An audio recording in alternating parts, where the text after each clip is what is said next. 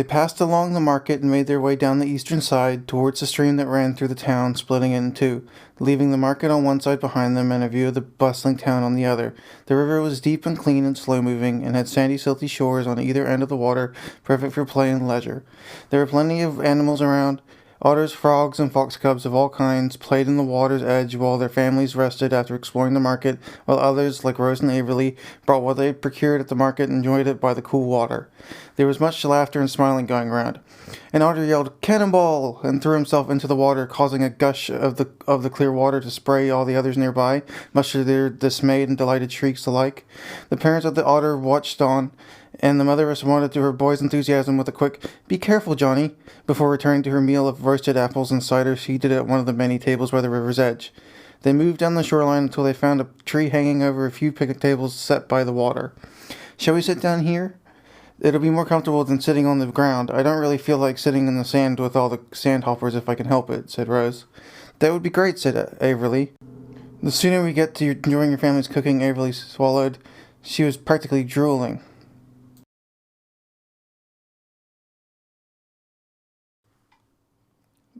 They sat down at the picnic table directly by the tree with a great trunk, where the shade it offered was coolest. It was a hot day, not humid but bright and sunny, a day completely ignorant of the storm that had passed just a few nights before.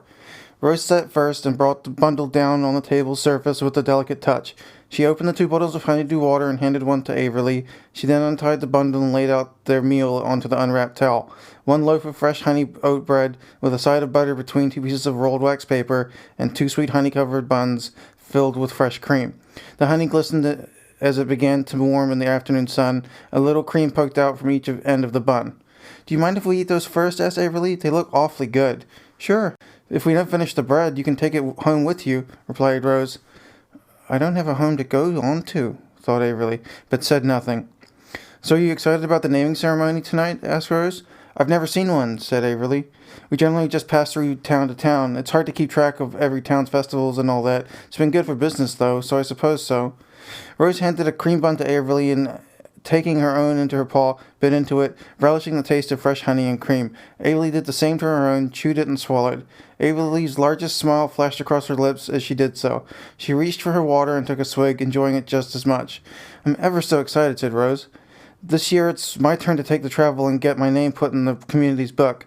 I plan on seeing every inch of this country while I'm still young, so I can go through the other countries as I get older. I want to see everything I can and do everything I can as well, so I can tell great stories and have a wonderful life. But first I have to take care of this trip to Marlin's tomb." "Glad you've got it so worked out," said Averly, smiling to herself. "So how does it work, the ceremony?" asked Averly. "Basically, our group goes up on stage. Father Jedediah says the whole speech about how becoming an adult is a difficult journey, and it must start with this and that, and then we're brought on stage, given our packs, our weapons, a staff for me," Rose said, winking at Averly, "and we're brought to the last meal of our childhood, a great big party supplementing the hope we're offering our community, and then the next morning we have breakfast, and then we head on our way up the mountain. The trek takes about a week of straight walking, but you follow the river up for most of the way through the Aldarian forest, and then once you hike up the hill itself, there's Marlin's tomb. We wash our namestones and put them with the others, signifying that we started adulthood fresh and without any blemishes of childhood misdeeds, and then we spend another week coming back, and the return festival is held. Another big party, then we get on with our lives. We're free to do whatever we want." Rose smiled, pleased with her explanation. "That's amazing," said Averly. "I've never heard of such a thing." She took another bite of her bun. "Who's Marlin?" asked Averly. "One of the city's founders. She was the main hero in most of the legends we have. She defeated many evils in her time, came here with her friends and built the beginning of the town we have now over 100 years ago," said Rose. "They asked her where she wanted to be buried before she died, and she said on top of the old Gothreed mountain, so she could see the sun rise over her town every morning. Once she went, her friends decided that their children would go see her and put their name down with her as thanks for giving them a safe place to be raised, and the tradition grew into what it is today." "That's really very interesting," said Averly, placing the last mouthful of her bun in her mouth, chewed it and swallowed. "My, that was very tasty," said Averly, licking her lips. "Thank you for that. It was no problem. We have plenty, and it's always nice to share with new friends. Have you tried our bread yet? It goes so well with the fresh butter," said Rose. She broke off a good-sized chunk in her small paw, smeared butter on it, and handed it to Averly. Averly ate it eagerly. "It is delicious," said Averly. "They both go so well with the honeydew water. I'm not used to such nice things." "Oh? Really? With all the traveling you must do it? Must be hard to get something nice to eat all the time." Averly thought of the cold stew she had most nights, shuddered inwardly, and then remembered she wouldn't be having to have any more of his wretched food, and smiled to herself. "It'll be better from this point on," said Averly. "I'm going to leave this town after the festival is over and head on my own way, I think." "That sounds great," says Rose. "We're kindred spirits, you and I." "Yes, I think you're right," said Averly. They finished off the bread, and Rose wrapped the towel within itself and stored it in her pocket. "Shall we go for a walk, then, before the festival begins, and I can show you around some of our town, and we can go get to know one another's travel plans while we walk?" asked Rose. "That sounds like a lovely idea. Where to first?" asked Averly. "Well, let's follow the river and see where that takes us," said Rose. So off they went, smiling and laughing with one another as they passed the cool river running beneath them. Barklin was getting nervous. He always got nervous every time something like this happened. Whenever there was a big event at the tavern or at the school, he would get shy and try his best to keep his big frame as hidden as possible in whichever room he was in, difficult as it was. He was going to miss his parents in the comfort and safety of the tavern. He was told he was only to bring a couple of books with him while he traveled, and the idea of not being able to take the 4 he was currently reading dismayed him greatly. He didn't seem to think it weird to bring that many things with him, even though he would probably get sick of carrying them after the first few days. He thought to himself that he could leave them in safe places along the trail, a small trail of his own intellect following behind him, which he could pick up on the way back down.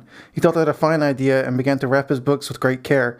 Each was given its own silk scarf to be wrapped, and then once they were all individually wrapped up, he tied them together in a larger badger-sized neckerchief that could double as a sling around his shoulder if needed. He knotted both ends together and tested their weight against his shoulders. He began to pace around the room methodically, not too heavy at all. A little repositioning and they fit into the hollow of his shoulder blades pretty well. He would get to bring all of his books with him. His nervousness was overtaken by a satisfied sense of joy and accomplishment, interrupted by his father knocking on his door. "Barky, you there, boy?" Blake asked. "Yes, I'm here," responded Barklin. His father made him nervous. Not much, but just enough. He knew they loved one another, but when it was time to be told off or punished, it was Blake who had to do it, and Barklin was always a little cautious around upsetting his father. He loved his father dearly, though, so he put on a strong face and opened the door. "Are you ready for tonight, my boy?" asked Blake excitedly. "Sure am, Dad," replied Barklin. Blake came over and inspected the handiwork his son had done. He took the pack from off Barklin's back and said, "You know you're going to be carrying quite a weight with your travel supplies, don't you? You won't be able to carry all those and these heavy tombs as well. Trust me, they make it harder than it looks. Just pick a couple and try those out first. If you get home tonight and can carry everything comfortably, then you can take them all."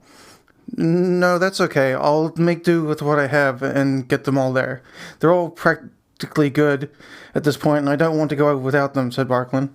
"As stubborn as your old man you are," said Blake, beaming at his son. "Do you want help figuring out your weapon tonight?"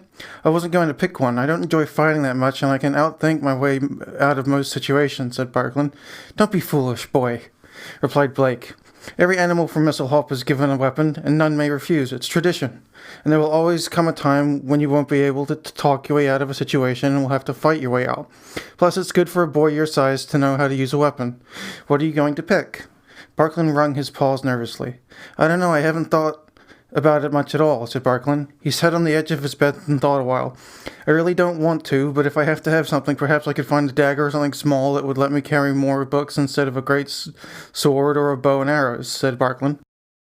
"A dagger isn't a badger's weapon, son. We're much stronger than those wee mice that need the lighter blade, and we can carry much on our backs once we're used to it. So take some time and think about what it is that you would be most beneficial to you and the group as a whole. It's not something to pick lightly. It may save you or your friends' lives one day. Take a while and ponder," said Blake, and then he patted his son on the shoulder and left the room. Barklin thought to himself, "I wish a book could be used as a weapon," and began to think about which weapons he would actually be able to learn to use properly. Then he thought of himself with a flail, thought about how funny he would look being too shy to swing it, began to laugh, and laughed until he collapsed back on his bed. He laughed until his giggles turned to snorts, and until his died down to snores, and he napped next to his current favorite books cuddled up against his makeshift rucksack. Samuel loaded the stacks of weapons against the wall of the cooled kiln. They were ready. The blades, flails, and arrows were ready to go to the ceremonial stage. It was the last of the work before needing to go to the ceremony, and he was done early. He stretched his back out and folded himself in two, stretching downwards towards his toes with both paws, working the tight muscles out as best as he could in the heat of the smithery. Once he'd worked out all the kinks, he left a note for his father saying he was going for a swim and that he would be back in time to help load the weaponry into the cart for the night's ceremony. Twisting a final kink out of his neck, he headed for the door and down to the river. As he made his way along the street, he noticed how lovely the sun was that day. Nothing like a bright day to make for a pleasant night, he thought. He was excited for the night's proceeding. His work was finally paying off, and he could look forward to a 2-week break from that at times oppressive heat of the kiln, though he was sure he would be missing it eventually. He made his way through the town square and over to one of the bridges that connected his part of the town with what was happening at the market. He picked up a stone and threw it in the water, and after seeing that it wasn't easy to see it hit the riverbed, took off everything but his skivvies and jumped over the side of the bridge into the water. He entered perfectly and swam a few feet before surfacing near the edge of the river. It was refreshing to get rid of the day's sweat and grime from the furnace off of his fur. He wanted to be clean for the ceremony tonight. He was ready to get it over with and get on with his trip. He was looking forward to the break and had been planning on bringing a sketchbook with him to keep himself entertained while he rested. He thought he would start out by making a map of the trip as they went and logging any interesting things he found while they traveled. He already knew he would likely be paired up with on the journey. He was hoping for someone in particular. A red-furred mouse that he had been admiring from afar for years was going to be there. He was hoping she would be in his group. He had dreamed about how she would see him walk across the stage and pick up his blade, and how she smiled at him when he did so. How she knew it was him that made that particular blade himself, and how well it was done. Then she would go and pick up her weapon, undoubtedly touched by his paw in some way, and then would share a knowing look themselves, and it would start their relationship off right. Of course, he was sure she would do it. I hope she likes the weapon I made her, he thought to himself as he scrubbed the day's work from his fur. It'd be great to know that she wielded something I created, said Samuel, scrubbing behind his ears. He washed and played in the river's water for a while, then got out and went back to his clothing by the bridge's edge. He felt refreshed and clean enough for his ceremony that night. He decided to go and get a few things before heading back to the forge and headed towards the market. Unbeknownst to him, not 300 feet from where he jumped into the river, walked Rose and Averly. They had watched him enter the water and scrub himself clean. They both paid little attention to what he was doing outside of watching him jump, and then moved on their way, back to the market themselves, where they met up with him at the bread stand while he was ordering something to eat. "Hello, Rose," said Samuel, from the line as he noticed her walking back to the stall. "Who's this?" asked Samuel, smiling at the wolf walking beside her. "This is Averly," said Rose. "We spent the day together getting to know one another after an interesting way of meeting this morning." They both laughed, thinking of the incident that morning, and Rose asked, "How are you, Samuel? Finished with the ceremony work already?" "Yes, and bathed too, and now I'm just waiting to get some food before I have to head back to the smithery and help deliver the goods. Then it's time for us to both go on stage and get our adventure started. I'm looking forward to the break from the work myself. How about you?" asked Samuel. "We saw you jumping off the bridge earlier. Is that what you were doing, having a bath?" asked Averly curiously. "Yes, it's the fastest way to cool down after a long, hot day of work, and it's not like it's a dangerous jump. I did test it with a pebble beforehand," said Samuel, smiling at her. "It's great that the river is there so that you can do that," said Rose. "We ate our lunch down by the shore earlier today. It's been a lovely day so far, don't you think?"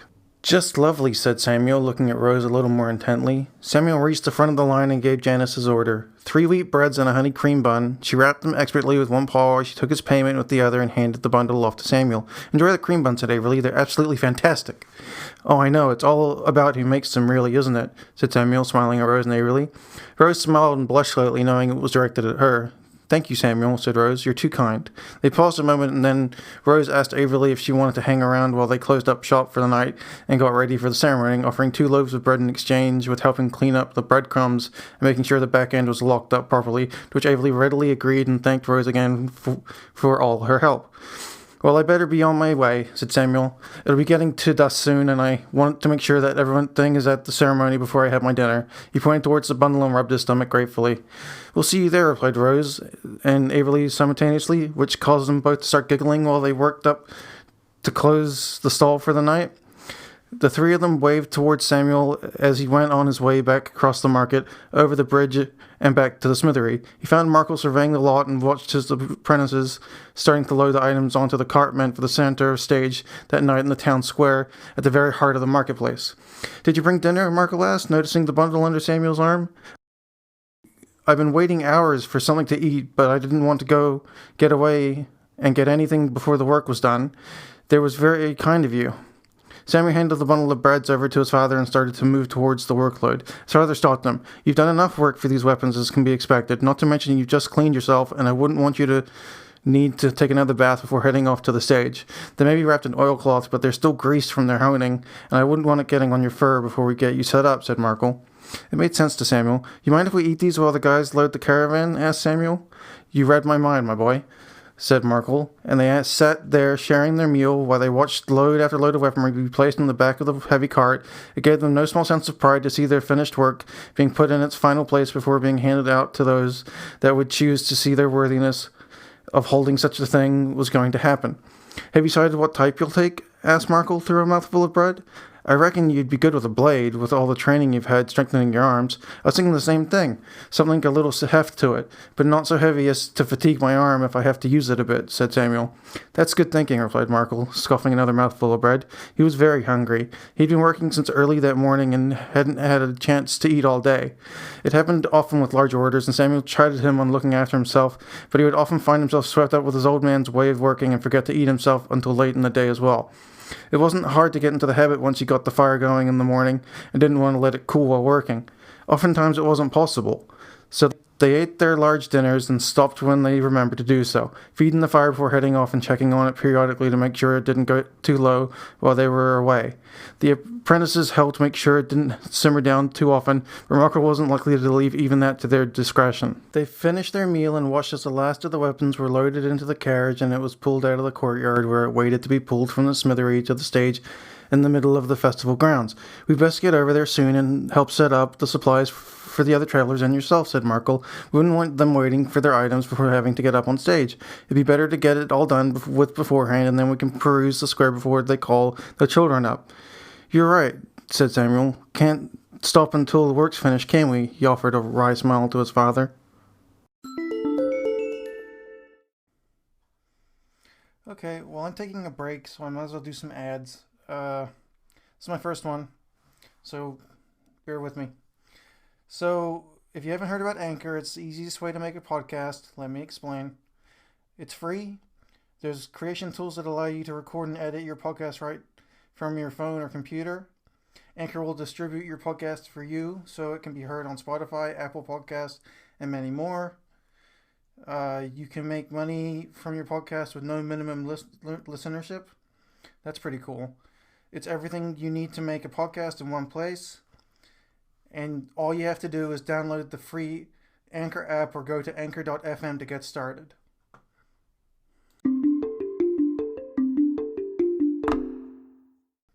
Please visit anchor.fm/divergentmind to leave a message so that I may get back to you. Thank you. Have a nice day.